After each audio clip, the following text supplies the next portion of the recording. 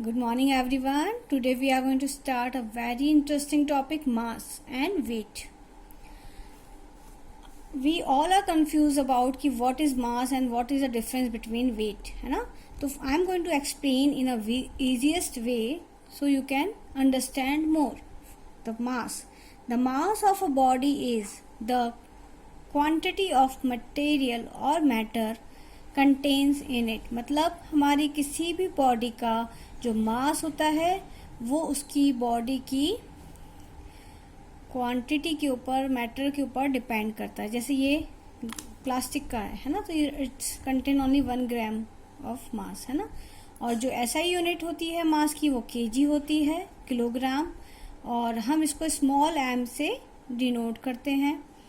और ये एक स्केलर क्वांटिटी है. क्यों स्केलर क्वांटिटी है? क्योंकि हमारा जो मास है, ये जो मेरा मास है, ये किसी भी डायरेक्शन पर डिपेंड नहीं करता, इसलिए हम उसको स्केलर क्वांटिटी बोलते हैं. जैसे हमारी स्पीड होती है वो स्केलर क्वांटिटी होती है, ऐसे ही मास जो होता है वो भी हमारा स्केलर क्वांटिटी होता है. अब इसके क्या क्या पॉइंट्स हैं देखिए. The mass of a body is constant and does not change from place to place.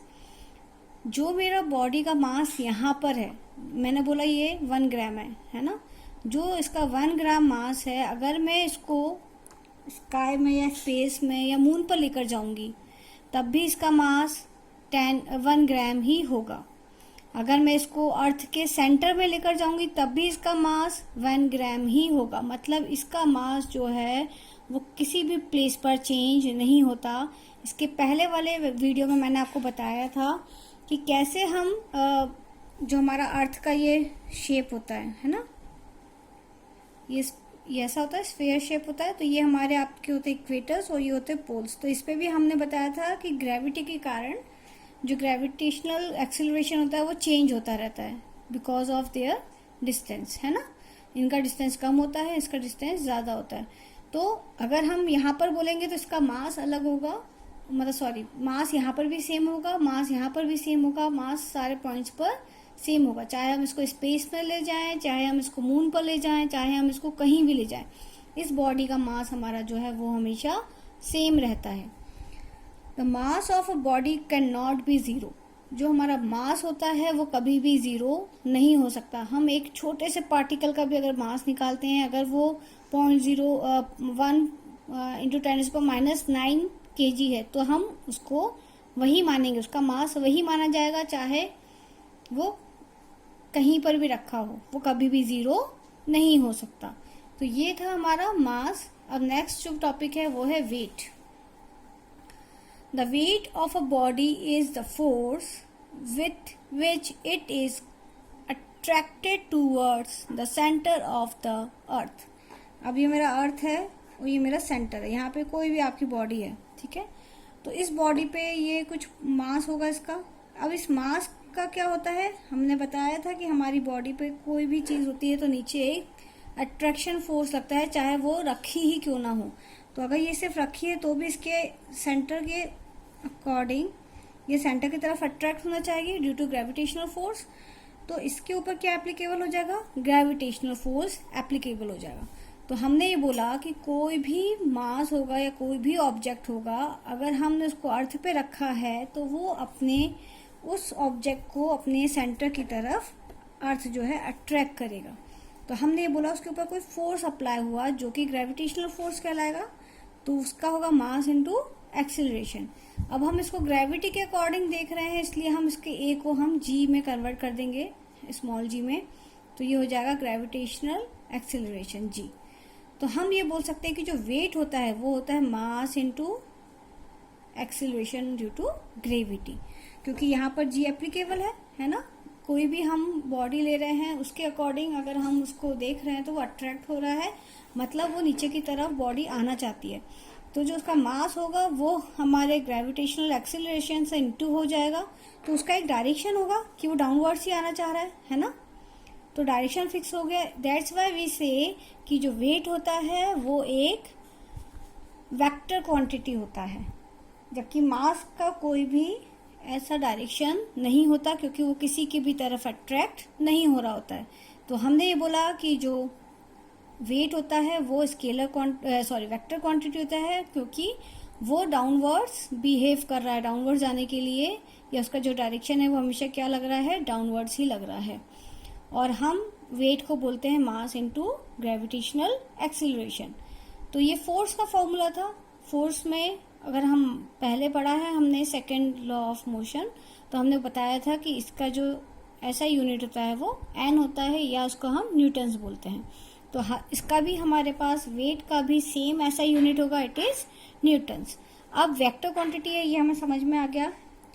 अब the weight of a body changes place to place, मतलब हमारा जो वेट होगा बॉडी का वो हमारे हर प्लेस के ऊपर चेंज होता रहेगा। अगर मैं पोल्स पर हूँ तो इसका वेट अलग होगा, अगर मैं इक्वेटर्स पर हूँ तो उसका वेट अलग होगा, क्योंकि वैल्यू ऑफ जी जो होगा वो चेंज हो जाता है। इसलिए हमारा प्लेस पर भी वैल्यू को, वेट को हल्का सा चेंज हम देख सकते हैं। हम ये भी देखते हैं कि अगर हम स्पेस में हैं, स्पेस में वहाँ पर ग्रेविटेशनल फोर्स की वैल्यू क्या होती है, जीरो होती है, क्योंकि वहाँ पे ग्रेविटी नहीं होती, इसलिए हम वहाँ पे फ्लाई कर सकते हैं, फ्रीली फ्लाई करते हैं। तो जब हमने ये बोला कि जी की वैल्यू जीरो है तो वहाँ पर वेट कितना हो जाएगा, m इंटू जीरो, मतलब वेट विल बी जीरो। तो उस वाले पॉइंट पर हमारा जो वेट है वो क्या हो सकता है, जीरो हो सकता है, लेकिन उस बॉडी का कोई ना कोई मास होगा, क्योंकि मास कभी भी जीरो नहीं होता। तो ये हमारे पास 2 से 3 पॉइंट्स हैं जो हमें याद रखना पड़ते हैं कि क्या क्या डिफरेंस होते हैं। तो अब हम देखते हैं कि इनमें क्या डिफरेंस होता है। Difference between mass and weight. Mass, जब भी हम डिफरेंस लिखेंगे तब हमें बीच में एक लाइन ड्रॉ करना है, एक तरफ हम हेडिंग डालेंगे, कोई भी टॉपिक आप ले लीजिए मास का, दूसरे पे हम वेट डालते हैं। जब भी हम डिफरेंस लिखेंगे हमें ये चीज फॉलो करना है, चाहे आप कोई सी भी क्लास में हो। तो the mass of an object is a quantity of matter और मटेरियल कंटेन्स इन इट। जो भी हमारा मास होता है उस ऑब्जेक्ट के मटेरियल की क्वांटिटी के ऊपर डिपेंड करता है। जो वेट होता है वो जो फोर्स हमारा अट्रैक्ट हो रहा है towards the centre of the earth, तो उसके ऊपर डिपेंड करता है कि वो कितना हो रहा है। अगर हम ये बोलेंगे कि हमारा कोई अर्थ के सेंटर पे हमने कुछ चीज रख दी है तो वो जीरो हो जाएगा, उसका वेट क्यों जीरो हो जाएगा, क्योंकि उसका जो डिस्टेंस है वो क्या हो गया, जीरो हो गया। The SI unit of mass is kg, जो हमने पढ़ा था। हमें पता है वेट का क्या होता है, न्यूटन होता है। The mass of an object is constant, हमने बोला मास अगर हम स्पेस में रख दें तो भी मास वही होगा जो अर्थ पर है, जो मून पर है, जो आप किसी भी प्लेनेट पे ले लीजिए या किसी भी सरफेस पे ले लीजिए, है ना।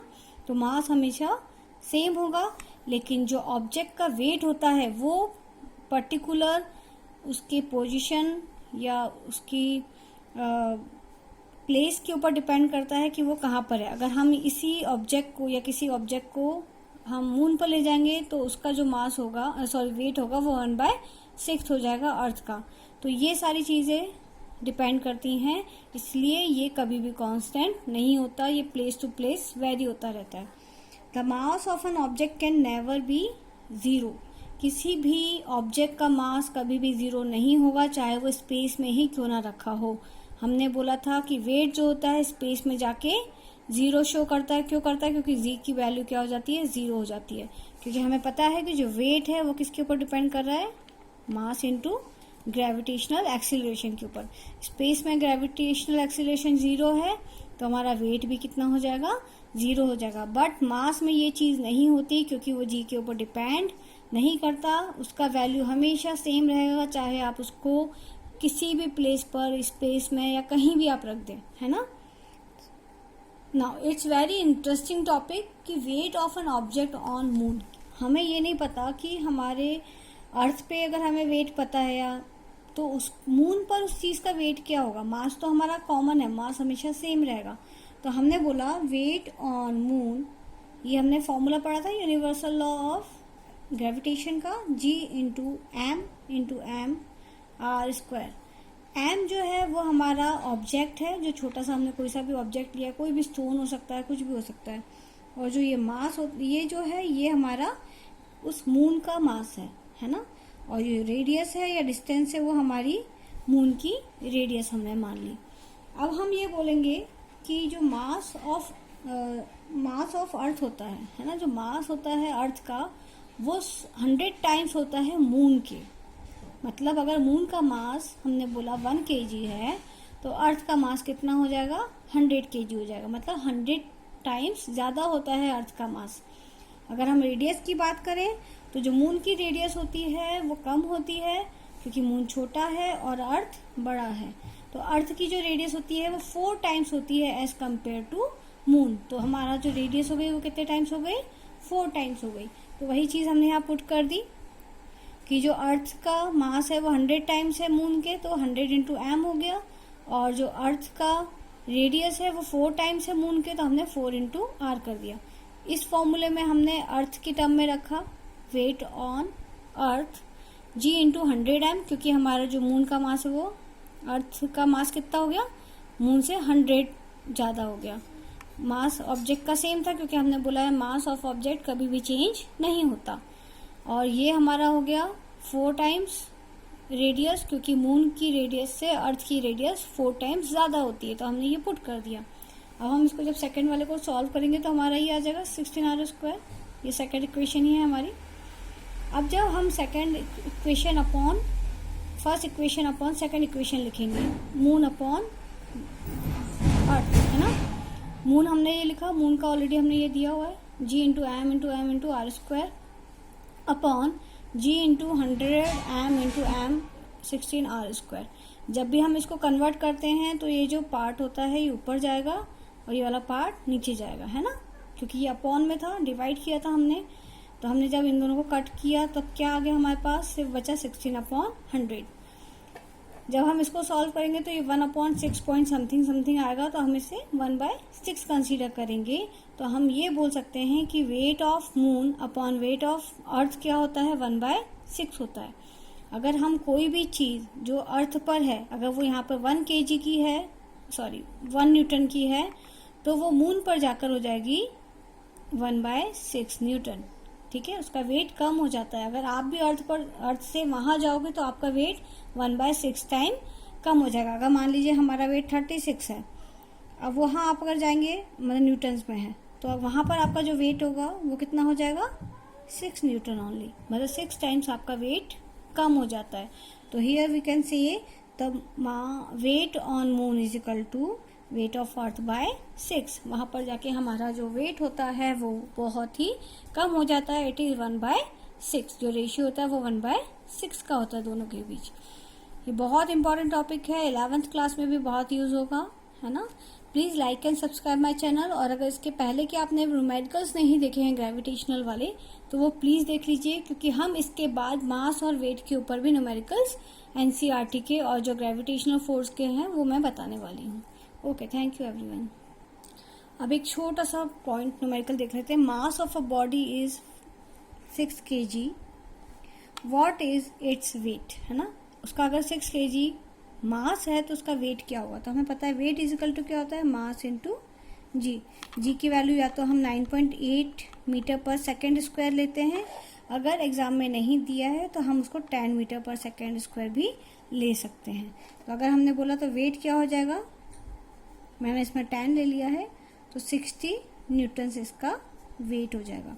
अगर मैं इसी का मास मतलब इसी का वेट बोलूं कि मून पर क्या होगा, तो हमें पता है मून इज इक्वल टू होता है अर्थ अपॉन 6, है ना, अर्थ का वेट अपॉन 6। तो हमारा ये जो हमने निकाला वो अर्थ पे निकाला, क्योंकि ग्रेविटी हमने जो ली है 10 मीटर पर सेकेंड स्क्वायर, ये कहाँ की है, अर्थ की है। तो हमने यहाँ लिखा 60 न्यूटन अपॉन 6, तो ये हो जाएगा 6 न्यूटन। तो जो बॉडी का वेट होगा मून पर वो कितना हो जाएगा, 10 न्यूटन। और अगर हम अर्थ पे देखेंगे तो ये कितना था, 60 न्यूटन था। तो इस टाइप के बहुत सारे न्यूमेरिकल्स हमें NCERT बुक्स में दिए हैं, थोड़े से टफ हैं। इसके इजी लेवल के क्वेश्चंस मैंने अपने पहले वाले प्रीवियस वीडियोस में दिए हुए हैं, आप पहले उसकी प्रैक्टिस कर लीजिए। जब आप कंफर्टेबल हो जाएंगे तब हम इसके आगे के जो NCERT के टफ वाले न्यूमेरिकल्स में जो एग्जाम में आते हैं वो सॉल्व करेंगे। Thank you everyone.